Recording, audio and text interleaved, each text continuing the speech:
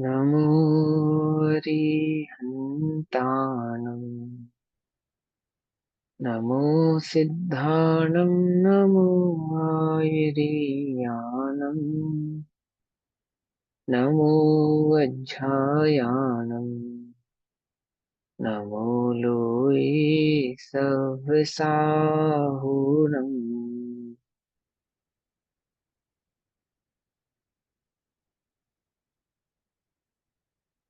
ओंकारं बिन्दुसंयुक्तं नित्यं ध्यायन्ति योगिनः कामदं मोक्षदं चैव ओंकाराय नमो नमः। मङ्गलं भगवान् वीरो मङ्गलं गौतमो गणी मङ्गलं कुन्दकुन्दार्द्यो जैनधर्मोऽस्तु मङ्गलम्।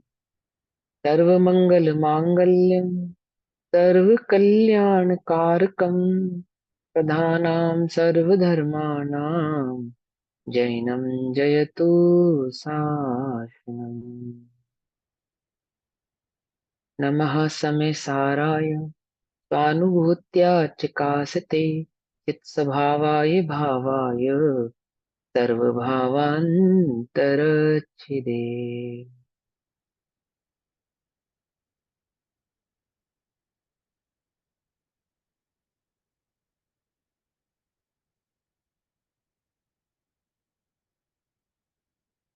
हमारी चर्चा का विषय चल रहा है श्री समय सारजी ग्रंथ और श्री समय सारजी का स्वाध्याय हम सभी आचार्य अमृतचंद्र देव द्वारा रचित आत्मख्याति टीका के माध्यम से कर रहे हैं।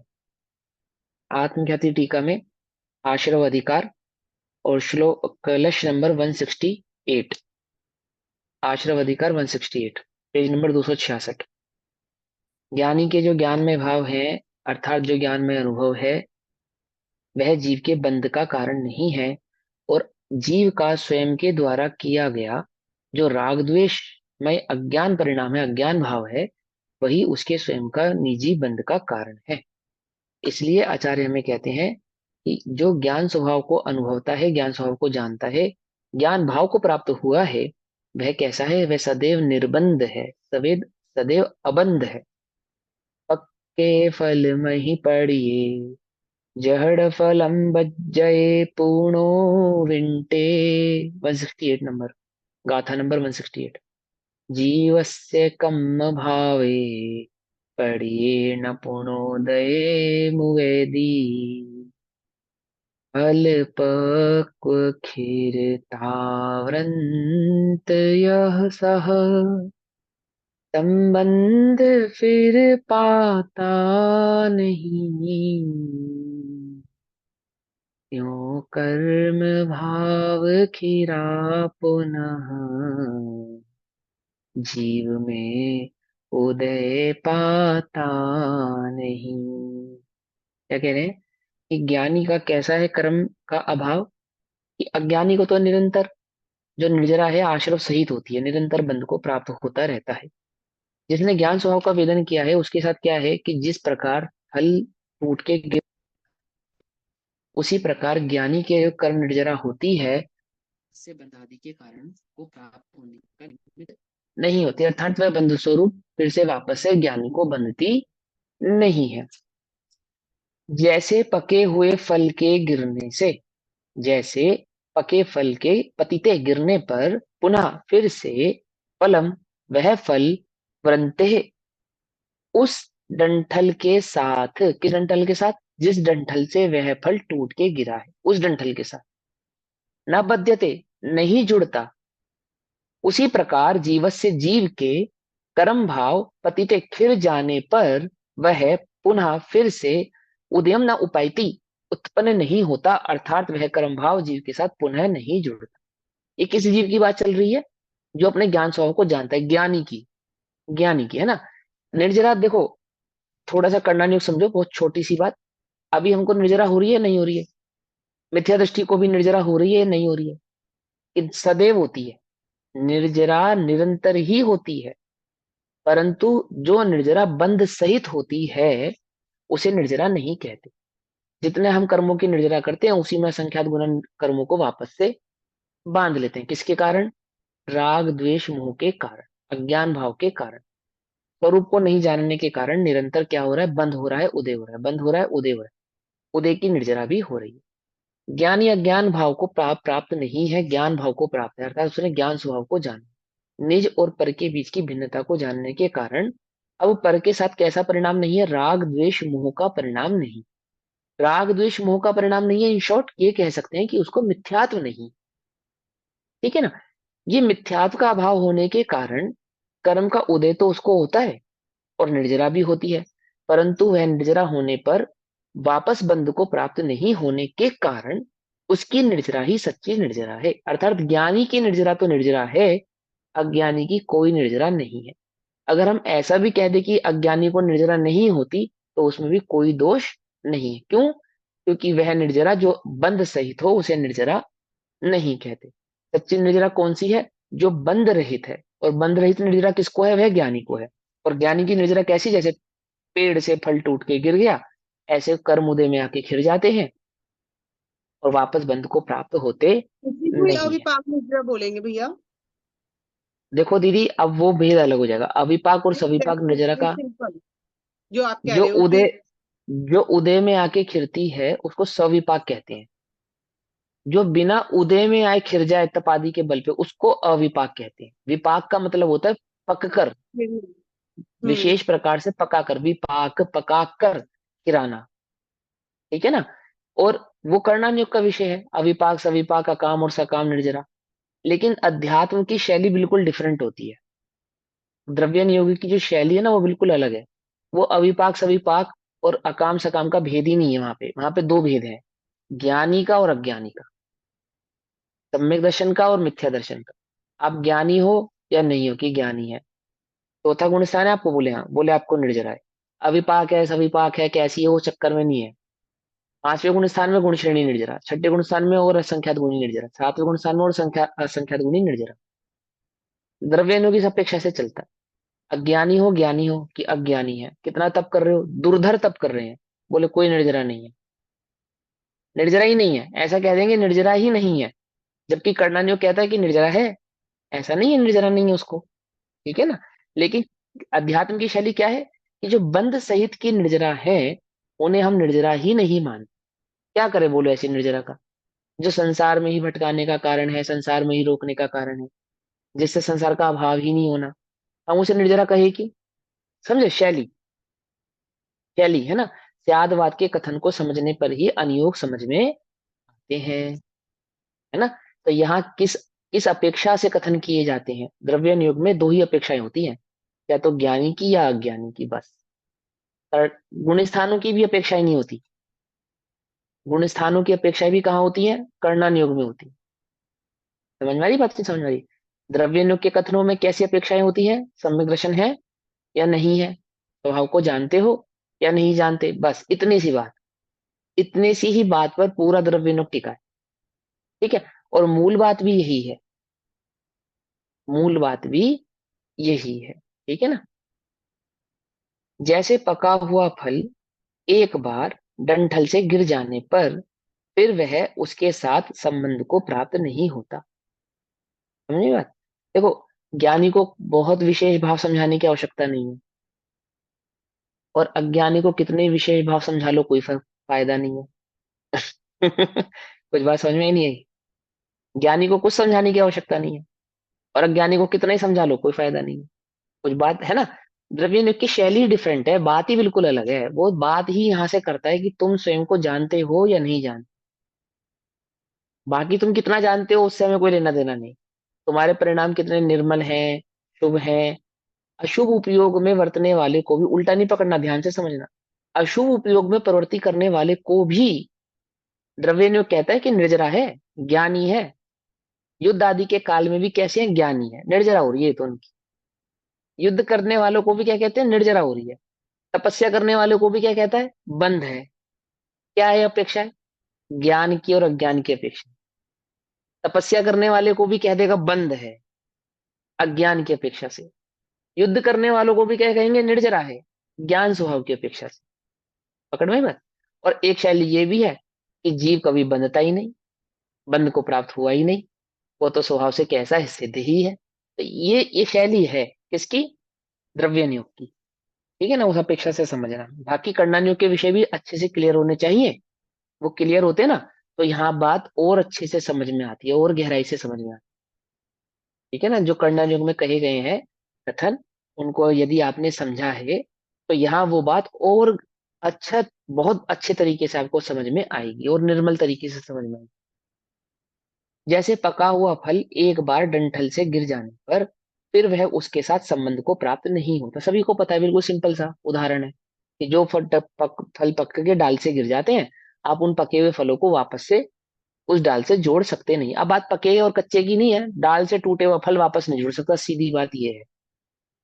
ठीक है ना, पक्के की अपेक्षा से कहा। इसी प्रकार कर्मोदय उत्पन्न होने वाले भाव, इसी प्रकार कर्मोदय से उत्पन्न होने वाले भाव, क्या कहा? कि ऐसे परिणाम जो राग द्वेष मोह के वश होकर किए गए हैं, ऐसे नहीं, ऐसे परिणाम नहीं जो अज्ञानता के कारण हुए हैं। कैसे परिणाम? जो कर्म उदय के कारण हुए हैं। समझे किस तरीके से समझा जा रहा है? अज्ञानी को तो क्या कहेंगे? अज्ञानी के परिणामों को क्या बोलेंगे? ये इसके अज्ञान भाव है, इसके अज्ञान के कारण हो रहे हैं। ज्ञानी को वही परिणाम ज्ञानी को होंगे तो क्या कहेंगे? ये कर्म के उदय के कारण हो रहे हैं। समझ में आई बात? है ना?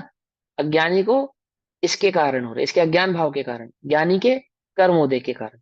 तो इसी प्रकार कर्मोदय से उत्पन्न होने वाला भाव परिणाम जीव भास जीव भाव से एक बार अलग होने पर, अर्थात जीव में जो कर्म का उदय आया ना, वह कर्म उदय एक बार कर्मोदय आकर खिर जाने पर, अब जीव भाव से अलग हो जाने पर कहने का मतलब क्या है? कि जिस प्रकार का कर्म उदय आएगा उस प्रकार का जीव में राग द्वेष आदि का परिणाम होता हुआ दिखाई देगा, शुभ अशुभ आदि परिणाम होते हुए दिखाई देंगे। इस अपेक्षा से जीव का भाव कहा उसको। देखो, शुभ और अशुभ की प्रवृत्ति कोई अजीव तो करता नहीं, है ना? इसको कोई अशुभ परिणाम, इसका अशुभ परिणाम क्या है, क्या कहेंगे बोलो? पेंसिल का अशुभ परिणाम क्या है? कोई नहीं। इसका कमीज का अशुभ परिणाम क्या है? कोई नहीं। जीव का ही है ना अशुभ शुभ अशुभ परिणाम, है ना? तो इसलिए उसको जीव भाव कहा। लेकिन वो जीव भाव के परिणाम कैसे हैं? कर्मोदय के कारण, कोई अज्ञान के कारण हुए हैं ऐसा नहीं, मिथ्यात्व के कारण हुए हैं ऐसा नहीं। किसके कारण हो रहे हैं? कर्मोदय के कारण हो रहे हैं। कर्मोदय के कारण होने पर, अलग होने पर फिर जीव भाव को प्राप्त नहीं होते, अर्थात वापस से जीव के साथ बंध को प्राप्त नहीं होते हैं।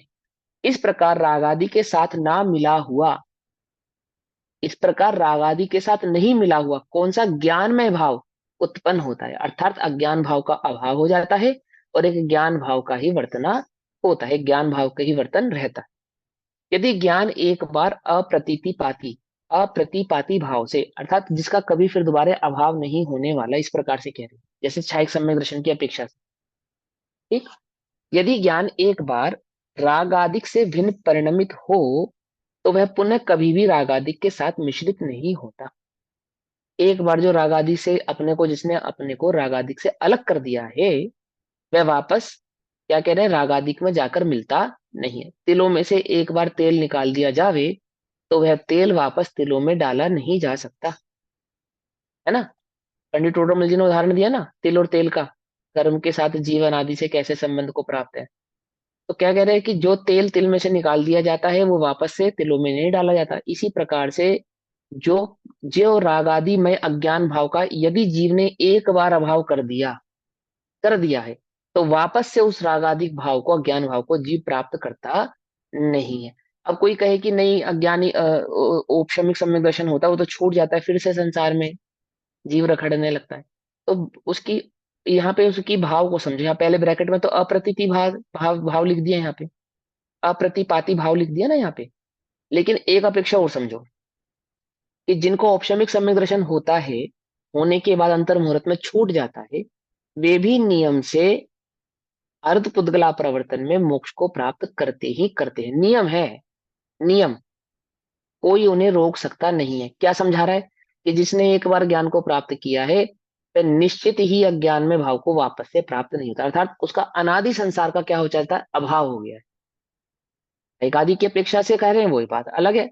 लेकिन किसी भी अपेक्षा से समझेंगे तो ये बात समझ लो कि एक बार भी अंतर मुहूर्त मात्र के लिए भी जिसने क्या किया है, अंतर मुहूर्त कितना बड़ा होता है?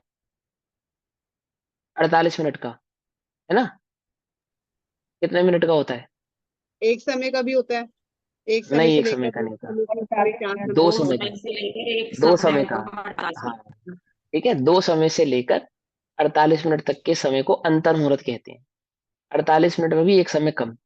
तो 2 समय से लेकर 48 मिनट तक के समय को क्या कहते हैं? अंतर मुहूर्त कहते हैं। अब जिसने अंतर मुहूर्त मात्र के लिए कहने का तात्पर्य यह है, 2 समय के लिए, 3 समय के लिए, 4 समय के लिए। समय समझते हो? एक सेकंड में संख्यात आवलियां, एक आवली में संख्यात समय, और एक समय से अधिक दो, जिसने 2 समय मात्र के लिए भी आत्म अनुभव किया है और होके छूट गया है, वह वापस अज्ञान भाव को प्राप्त नहीं होता। ध्यान से समझना, किसकी शैली है ये? द्रव्य योग की शैली से पकड़ना इस बात को, है ना? कर्णन योग की शैली से नहीं पकड़ना। यदि ज्ञान एक बार रागादिक से भिन्न परिणमित हो तो वह पुनः कभी भी रागादिक के साथ मिश्रित नहीं होता है, अर्थात अज्ञान भाव को वापस से प्राप्त नहीं होता। रागादिक भाव क्या है? अज्ञान भाव। और रागादिक से भिन्न कौन सा भाव? ज्ञान भाव। इस प्रकार उत्पन्न हुआ, अर्थात इस प्रकार प्राप्त हुआ, इस प्रकार अनुभव हुआ, उत्पन्न हुआ दैट मीन्स अनुभव हुआ, राग आदि के साथ ना मिला हुआ ज्ञान में भाव सदा रहता है। इस प्रकार जो ज्ञान भाव प्रकट हुआ है, जिस ज्ञान भाव का वेदन हुआ है, वह ज्ञान भाव कैसा है? अब सदा रहने वाला है। अब वह कभी भी विभाव को अर्थात अभाव को प्राप्त होने वाला नहीं है। फिर जीव अस्थिरता रूप से राग आदि में युक्त होता है। जितने जितना उसका गुण स्थान, मान लो चौथा गुण स्थान है, तो चौथे गुण स्थान प्रमाण उसके राग आदि भी वर्तते हुए दिखाई देगा। पांचवें गुण स्थान में पांचवा गुण स्थान जितना दिखाई देगा। और जब तक क्या नहीं होता, यथा ख्यात चारित्र प्रकट नहीं होता, तब तक, है ना, तारतम्यता से देखने पर कहीं स्थूल तो कहीं सूक्ष्म रागादिक नजर आते हैं। ठीक है ना? जैसे 90 गुण स्थानों में कुछ कषाय अभाव होंगी, कुछ 10वें में अभाव होंगी, कुछ का 11वें में अभाव होगा। तो जितनी जितनी कषाय है ना, वो सब कषाय को राग और द्वेष ही समझना। कषाय को ही राग द्वेष, माने वो जो प्रत्याख्यान, अप्रत्याख्यान और संजुलन, तो संजुलन जो कषाय है, वह संजुलन कषाय की जो प्रवृत्ति होगी वो राग द्वेष में ही होगी। पकड़ में बात, क्रोध मान माया लोभ रूप होगी ना, तो राग द्वेष में ही होगी, अन्य में नहीं होगी। कोई दूसरा रूप नहीं है। हाँ, ये हो सकता है कुछ सूक्ष्म है और कुछ स्थूल है। नीचे नीचे गुण स्थानों में समझ में आती है, और ऊपर ऊपर के गुण स्थानों में होती तो है, परंतु छद्मस्त के स्वयं के ज्ञान का विषय ही नहीं बनती। क्या कह रहे हैं? जैसे जैसे अभी तुम में से किसको क्रोध आ रहा है? अभी तुम में से किसी को क्रोध आ रहा है? किसी को नहीं आ रहा? कोई तो होगा। कोई भी नहीं है? सब इतने शांत स्वभावी हैं कि सत्ता में है, बस हमारे अभी उदय में नहीं होने से हमारे ज्ञान का विषय नहीं बनता। एक बात। दूसरी बात, उदय में भी हो तो भी ज्ञान का विषय ना बने, ऐसा भी होता है। क्या कहा? उदय में भी हो तो भी क्या नहीं बने? ज्ञान का विषय ना बने, ऐसा भी होता है। कोई अन्य का शायद तीव्र हो। आत्म अरुचि सो क्रोध अपार। हाँ, आत्मा की अरुचि तो क्रोध है ही, वो तो है ही, लेकिन हम स्थूल वैसे जिनको जर्नली आप क्रोध आदि कषाय के रूप में जानते हैं, वो उसकी अपेक्षा से कह रहे हैं। अज्ञान भाव तो चारों ही कषाय है। अकेला क्रोध ही क्यों है? राग, क्रोध भी है, मान भी है, माया भी है और लोभ भी है। ठीक है ना? मिथ्यात्व के तो ये रूप ही है। क्या है? मिथ्यात्व के रूप ही है। मिथ्यात्व कैसे? बहरूपिया है। कैसा मिथ्यात्व? बहरूपिया। अलग अलग रूप बनाता है, अलग अलग रूप। अकेले मिथ्यात्व को क्या दोष दें? है तो चारों ही कषाय बहरूपिया, लेकिन इनका सरगना है ये मिथ्यात्व। समझे? सरदार इसने सिखाया सबको रूप बदलना कैसे रूप बदलते शुभ और अशुभ के, और उनमें अटकाना। तो क्या कहना चाहते हैं? मूल बात कि ये जो कषाय होती हैं, पदमस्त जीव को कभी उदय में भी होती हैं, तो भी उसके ज्ञान का विषय नहीं बनती। क्यों नहीं बनती? क्या है इसका आगमिक उत्तर? कि छदमस्त के ज्ञान का विषय एक बार में एक ही भाव बनता है। ठीक है ना? और यदि उपयोग स्वभाव में टिका है, ऊपर के गुण स्थानों में, या किसी अन्य अन्य वो जगह पे रुका है, टिका है, तो कोई अन्य परिणमन उसके ज्ञान का विषय नहीं बनता। मुनिराजों के संदर्भ में ये बात आई है कि उपसर्ग के काल में उपसर्ग का जो ज्ञान है वो मुनिराजों को होता है या नहीं होता। पंडित रोडोमल जी ने उस बात को स्पष्ट करके समझाया भी है। क्योंकि छदमस्त एक बार में एक ही विषय को जानते हैं, तो जिस समय वे स्वरूपाचरण चारित्र में रमे होते हैं या अर्थात स्वभाव का वेदन कर रहे होते हैं, उस समय कोई ढोल भी बजावे तो वह उनको सुनाई देता नहीं। उनके शरीर शरीर पे कितना भी उपसर्ग आवे, वह उपसर्ग उनके ज्ञान का विषय बनता नहीं। क्यों नहीं बनता? क्योंकि छद्मस्त ज्ञान की ऐसी ही अवस्था है। युगपद अवस्था नहीं है ना, युगपद होवे तो दोनों जान जावे, युगपद होवे तो दो दो स्वरूप को एक साथ जान जावे, लेकिन एक को ही एक बार में जाने, ये छद्मस्त का क्या है? स्वभाव है। छद्मस्त ज्ञान का यही स्वभाव। पकड़ में ही बात नहीं? पकड़ में। तो ऊपर के गुण स्थानों में भी ऐसा होता है और निचले गुण स्थानों में भी ऐसा होता है कि कोई स्थूल जगह उपयोग लगा हो तो सूक्ष्म भाव उपयोग यानी कि ज्ञान का विषय बनता नहीं है। लेकिन वह है नहीं, ऐसा होता नहीं है। ठीक है ना? तो ऐसे ही यहां समझाते हैं, क्या कहते हैं कि फिर अस्थिरता रूप से राग आदि में युक्त होता है। जैसा जैसा ज्ञानी चौथे गुण स्थान में, पांचवें गुण स्थान में, छठे गुण स्थान में, जैसा उसका गुण स्थान है, उस गुण स्थान प्रमाण उसको रागादि भाव भी होते हैं। वह निश्चय दृष्टि से युक्तता है ही नहीं। यदि स्वभाव से देखा जाए, निश्चय से देखा जाए, स्वरूप से समझा जाए, तो हम उस युक्तता को युक्तता मानते ही नहीं है ना? ये शैलीय द्रव्य नियुक्त की अभाव रूप हो गया ना, मिथ्याद का अभाव हो गया। ऐसे राग को हम राग कहते ही नहीं, ऐसे द्वेष को हम द्वेष कहते ही नहीं है। अर्थात शॉर्ट टर्म में अगर इसको बात को समझे, तो दर्शन मोह को तो हम मोह कहते हैं, चारित्र मोह को तो हम मोह कहते ही नहीं है। पकड़ में ही बात? द्रव्यनु की शैली क्या कह रहा है? चारित्र मोह को तो हम मोह कहते ही नहीं है, मानते ही नहीं है। क्या है? ये तो कर्म का उदय है बस, ये अज्ञान भाव नहीं है। क्या है? ये कर्म का उदय। दर्शन मोह क्या है? वह अज्ञान भाव है। ये है सबसे बड़ी गड़बड़। ठीक। उसके तो अल्प बंध होता है। अब ये तो बात सही है कि अगर उसको चारित्र मोहिनी है तो बंध नहीं होगा, ऐसा नहीं है। परंतु वह बंध कैसा है? वह बंध कैसा है? अल्प है, दैट मीन्स संसार में भटकाने वाला नहीं है, संसार में रोकने वाला नहीं है, वापस से अज्ञान भाव को प्राप्त करावे, ऐसा नहीं है। अर्थात जीव के अनादि संसार का कारण बने, ऐसा भी नहीं। अल्प बंध है। वह भी निश्चय दृष्टि से बंध है ही नहीं। अगर हम उसको स्वभाव से समझें तो ऐसे अल्प बंध को भी हम बंध नहीं मानते। ठीक है ना?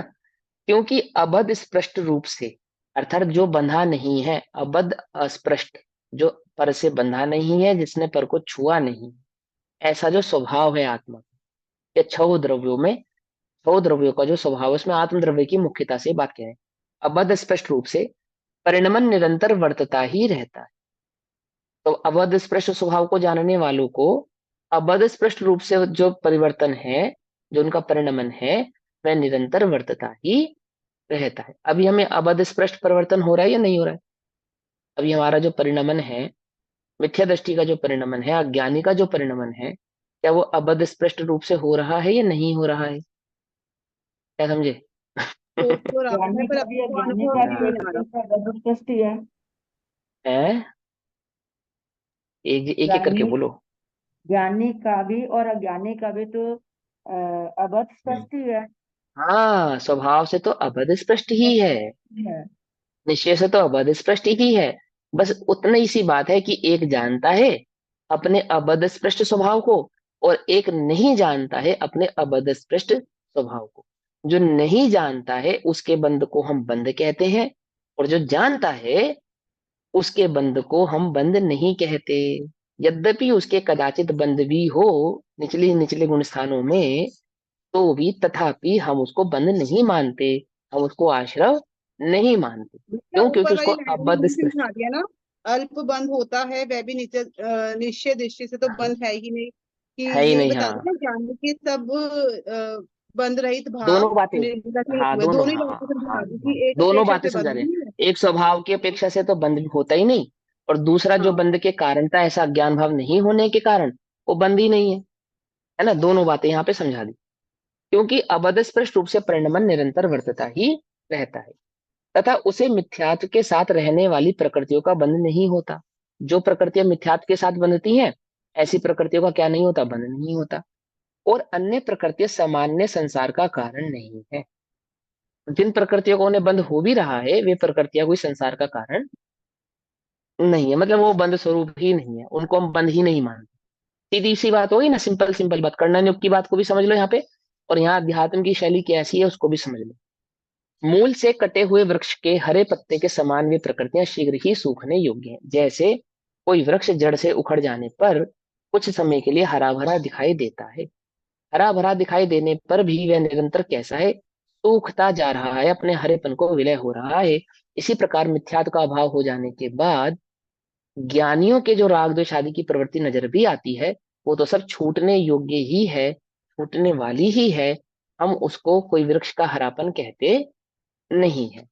अब ज्ञानमय भाव ही भावाश्रव का अभाव है, इस अर्थ का कलश रूप काव्य कहते हैं। अब इसी बात को जो अभी गाथा नंबर 168 में कही है ना, और अच्छे से और गाकर आचार्य अमृत चंद्रदेव कलश के रूप में 114 नंबर कलश के रूप में इस बात को कहते हैं कि भैया जो ज्ञानमय भाव है, जो ज्ञान स्वभाव का वेदन है, ज्ञान स्वभाव की अनुभूति है, अपने अबद्ध स्पष्ट स्वभाव का जो निश्चय निर्णय है, श्रद्धान है, वह कैसा है, वह भाव आश्रव का अभाव करने वाला है, अर्थात उससे भाव आश्रव का अभाव हो जाता है। जहां भाव आश्रव नहीं होता वहां क्या नहीं होता, वहां द्रव्य आश्रव भी नहीं होता। भाव आश्रव के कारण ही द्रव्य आश्रव होता है, भाव आश्रव नहीं होने पर द्रव्य आश्रव भी नहीं होता। इस अर्थ को कलश कलश के भाव से कहते हैं। भावो राग द्वेष मोहो मोहिर्विनायो जीवस्य स्याद् ज्ञान निवृत्त एव रुन्धन् सर्वान् द्रव्य कर्माश्रवोघान् ऐशो अभावः सर्वभावाश्रवाणाम्। क्या कहते हैं, भाव राग द्वेष मोहिर्विनायो, मोह के बिना, मोहिर्विनायो जीवस्य स्याद् ज्ञान निवृत्त एव है, रुन्धन् सर्वान् द्रव्य कर्माश्रवोघान् ऐशो अभावः सर्वभावाश्रवाणाम्। जीवस्य जीव का, यह जो, ये जो जीव का जो राग द्वेष मोहे विना, अर्थात राग द्वेष मोह रहित, जीव का जो अज्ञान भाव रहित, राग द्वेष मोह रहित, मिथ्यात्व रहित, ज्ञान निवृत्त एवं भाव, ज्ञान से ही रचित भाव, त्यात अर्थात है। क्या कह रहे हैं, जीव का अज्ञान रहित जो ज्ञान भाव है, अर्थात जीव का जो राग द्वेष का अनुभव रहित एक चैतन्य ज्ञान में आनंद, ज्ञान का निर्णय है, ज्ञान का अनुभव, ज्ञान स्वभाव का जिसको वेदन हुआ है, भाव है, रचित भाव है। कहने का मतलब समझेंगे ना, मतलब अभी वो किसमें रचा हुआ था, रचित माने कोई रचना की उसने, ऐसा नहीं है ना। रचित भाव है कहने का मतलब सिंपल सी बात कि पहले राग द्वेष का अनुभव कर रहा था, अब जो राग द्वेष का अनुभव के बिना किसका अनुभव कर रहा है, ज्ञान का अनुभव कर रहा है। सीधी बात, अनुभव करना स्वभाव है। राग द्वेष का नहीं करेगा तो वीतराग भाव का करेगा। वीतराग भाव बोले तो ज्ञान दर्शन भाव, ज्ञान स्वभाव भाव, चैतन्य स्वभाव भाव, उसको वीतराग भाव भी कहते। क्यों, क्योंकि स्वभाव से ही वहां पे राग पाया जाता नहीं है, स्वभाव से ही वहां द्वेष पाया जाता नहीं है। ठीक, ज्ञान से ही रचित भाव है। और सर्वान द्रव्य कर्माश्रव ओघान रुंधन, अर्थात जो सर्व द्रव्य कर्म आश्रव के समूह को, क्या नहीं है, राग द्वेष परिणाम, यानी कि भाव आश्रव नहीं है, भाव नहीं है ना वहां पे, अज्ञान नहीं है। तो अज्ञान नहीं होने के कारण क्या हो गया, उसके कारण जो सर्व द्रव्य कर्म, यानी कि जो 8 कर्म 148 प्रकृति रूप जो बंधन हो रहा था, ऐसे जो सर्व द्रव्य कर्म के आश्रव समूह को, अर्थात ओक बंध द्रव्य कर्म के प्रवाह को रोकने वाला है। रोकने वाला है, क्यों रोकने वाला है, ज्ञान भाव कैसा है, भाव आश्रव नहीं होने के कारण द्रव्य आश्रव को रोकने वाला है, अर्थात नहीं होने देने वाला है। ठीक, ऐशः सर्वभावाश्रणाम अभाव, वह ज्ञानमय भाव सर्वभावाश्रव के अभाव स्वरूप है। वह ज्ञानमय भाव अर्थात वह ज्ञान भाव की अनुभूति, वह चैतन्य भाव का निर्णय, उसका जो सम्यक दर्शन जो उसने प्रकट किया है, वह कैसा है कि वह भाव आश्रव को रोकने वाला, अर्थात भाव आश्रव के अभाव रूप है। और भाव आश्रव के अभाव रूप होने के कारण वह द्रव्य आश्रव के भी अभाव रूप हो जाता है। ठीक है ना। मिथ्यात्व रहित भाव ज्ञान में, मिथ्यात्व रहित भाव अर्थात मिथ्यात्व रहित परिणति, मिथ्यात्व रहित उपयोग, मिथ्यात्व रहित परिणमन कैसा है, ज्ञानमय है, अर्थात उसका परिणमन ज्ञानमय है, उसका अनुभव ज्ञानमय है, वह स्वभाव से ही ज्ञान रूप अनुभव रहा है। वह ज्ञानमय भाव राग द्वेष मोह रहित है, स्वभाव से ही रहित है। ज्ञान का स्वभाव ही है, राग द्वेष उसमें पाया जाता नहीं है। और द्रव्य कर्म के प्रभाव को रोकने वाला है। भाव कर्म नहीं होने के कारण क्या है, द्रव्य कर्म के प्रभाव को, यानी कि प्रभाव मतलब आश्रव को, प्रभाव मतलब आश्रव, तो भाव आश्रव नहीं होने के कारण द्रव्य कर्म के आश्रव को रोकने वाला है। इसलिए वह भाव ही भाव आश्रव के अभाव स्वरूप है। क्या कहा? इसलिए वह ज्ञान में भाव ही, एक चैतन्य चिन्मात्र अनुभूति ही भाव आश्रव को रोकने वाली है। और भाव आश्रव नहीं होने से द्रव्य आश्रव का भी अभाव ऑटोमेटिकली स्थापित हो जाता है। अब यह बतलाते हैं कि ज्ञानी के द्रव्याश्रव का अभाव है। जो ज्ञानी के द्रव्याश्रव का अभाव है वो बात यहाँ पर समझा रहे हैं। यानी ज्ञानी की जो, यानी ज्ञानी के पास जो कर्म मौजूद है, ज्ञानी के पास जो कर्म मौजूद है वो कैसे हैं कि द्रव्य आश्रव का तो अभाव है, यानी कि नवीन कर्मों का तो वहां पे बंध है ही नहीं। ज्ञानी के भाव आश्रव का अभाव होने के कारण द्रव्य आश्रव का क्या हो चुका है, अभाव हो चुका है। अब जो द्रव्य कर्म पड़े हैं वो कैसे हैं, तो कहते हैं उड़ विपिंड समाना, उड़ विपिंड समाना, उड़ विपिंड समाना, पुवणिबद्धादुपच्चया तस्य कम शरीरेण दुते बद्धा तवेरिणानिस्य। पूर्ण विपिंड समाना अर्थात पृथ्वी के पिंड के समान। पृथ्वी के पिंड के समान अर्थात मिट्टी के ढेले के समान। जैसे मिट्टी का ढेला होता है ना, पृथ्वी, मिट्टी, मिट्टी के ढेले के समान। पूर्णिबद्धा, पूर्व में बंधे हुए, पूर्णिबद्धा, पूर्व में बंधे हुए। दु और पच्चया, पच्चय यानी प्रत्यय, प्रत्यय यानी कि कर्म, है ना। कर्ता कर्म अधिकार में प्रत्यय समझाया था ना वहां पे, तीन प्रकार से होता है कर्ता का कर्म, तीन प्रकार के प्रत्यय आदि। प्रत्यय यानी कि कर्म, तस्य उसके, क्या कहते हैं, पृथ्वी के पिंड के समान होते हैं पूर्व में बंधे हुए कर्म उसके। कम शरीरेण, कर्म शरीर के साथ, यानी कि कारमाण शरीर के साथ। कर्म शरीर कौन सा होता है, पांच शरीरों में जो शरीर कर्म से बना होता है उसको कारमाण शरीर कहते हैं। कारमाण शरीर कहते हैं ना, कर्म के बने हुए शरीर को, आठ कर्मों का जो शरीर बना उसको कारमाण शरीर कहते हैं। तो कर्म शरीर के साथ, और वे बद्धा बंधे हुए हैं सभी, वे नानस्य अर्थात ज्ञानी के। ज्ञानी के पास जो कर्म मौजूद हैं वो कोई आत्मा में ज्ञान में मिले हुए हैं ऐसा नहीं है। लेकिन समझना, इस यादवाद की शैली को ध्यान से सुनो। क्योंकि अज्ञानी कर्म को निज रूप से वेदन कर रहा था, ठीक है ना। तो वहां क्या कहा कि वे कर्म ज्ञानी के ज्ञान के साथ मिले हुए हैं। यहाँ ज्ञानी कर्म को निज रूप से वेदन नहीं करता, अर्थात निज और पर की भिन्नता को जानता है।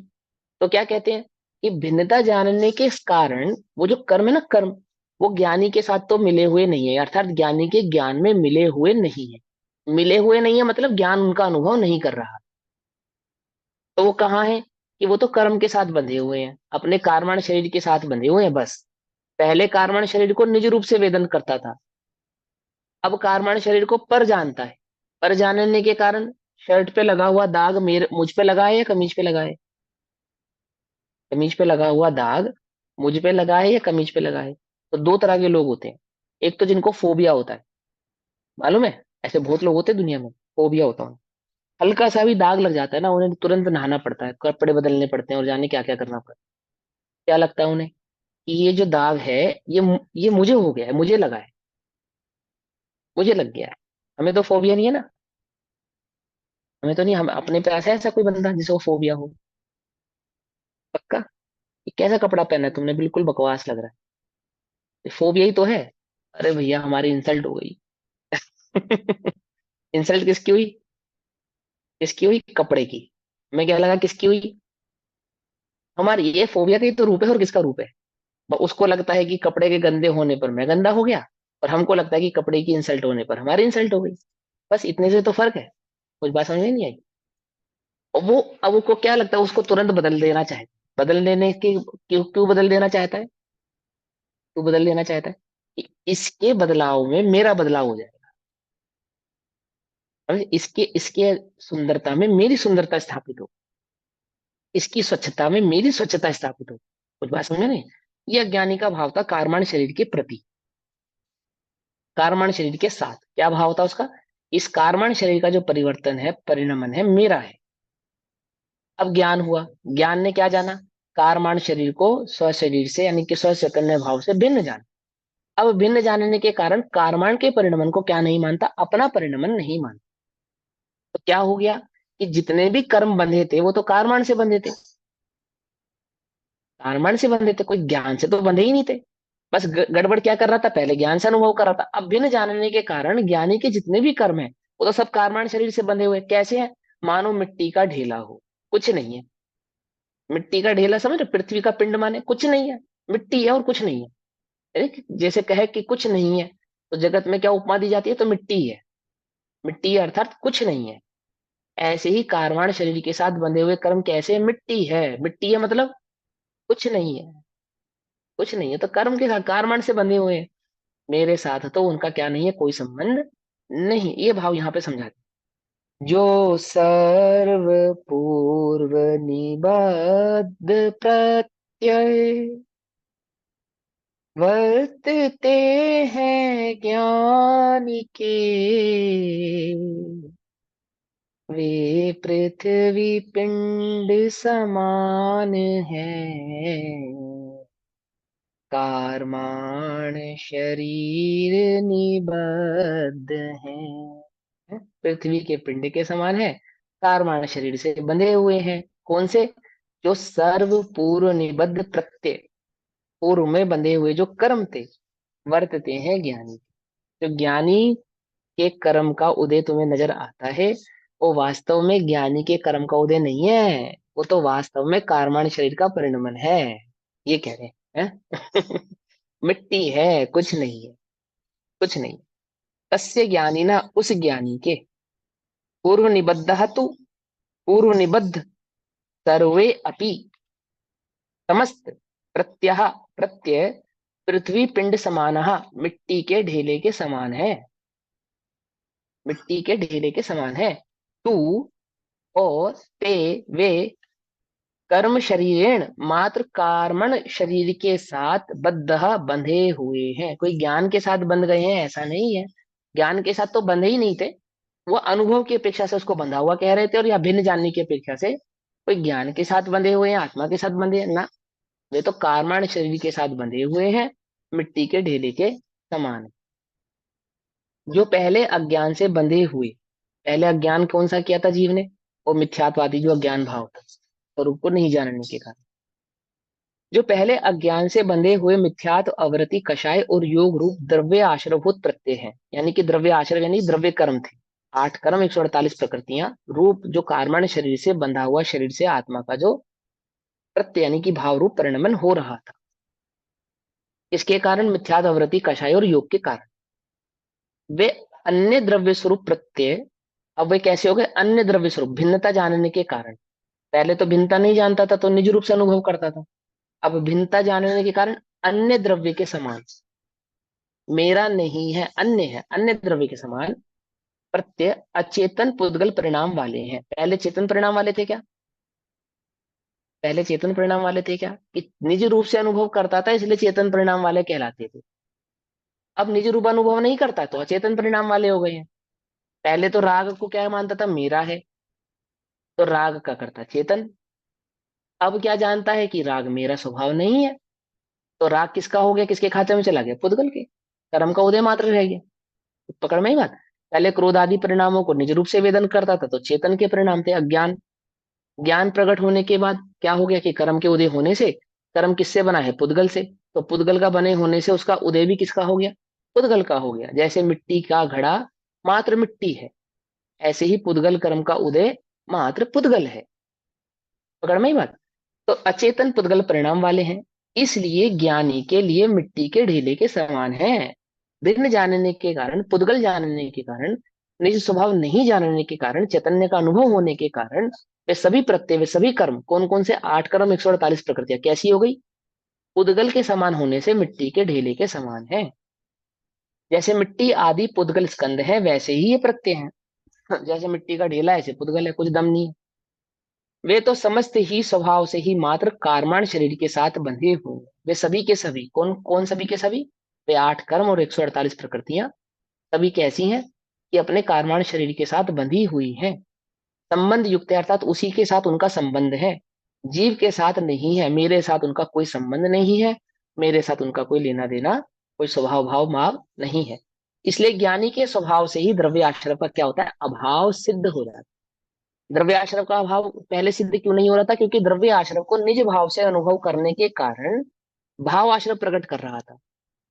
अब जो द्रव्य आश्रय को निज रूप भाव प्रकट करने वाला जो भाव आश्रय था, जब उसका अभाव हुआ, तो अभाव होने से वे कैसे हो गए? वे द्रव्य आश्रय मात्र रह गए। ठीक है ना? मोह टूट गया तो वस्तु कैसी हो गई? जब तक वस्तु से मोह था तो कैसी थी, और जैसे ही वस्तु से मोह टूटा तो वस्तु कैसी हो गई? कुछ भी नहीं रह गया। समझे नहीं समझे? सारा खेल किसका था? मोह का था। ज्ञानी के जो पहले अज्ञान दशा में बंधे हुए, ज्ञानी पहले अज्ञानी था, अज्ञान दशा में उसने कर्मों को बांधा था, अज्ञान दशा में बंधे हुए। मिथ्यात्वादी द्रव्य आश्रव भूत प्रत्यय है, यानी कि मिथ्यात्वादी जो 8 कर्म आदि रूप जो उसने कर्म बांधे थे। कौन कौन से 8 कर्म? ज्ञानावरणीय, दृष्टावरणीय, अंतराय, मोहिनी आदि आदि। ठीक है ना? तो बांधे थे।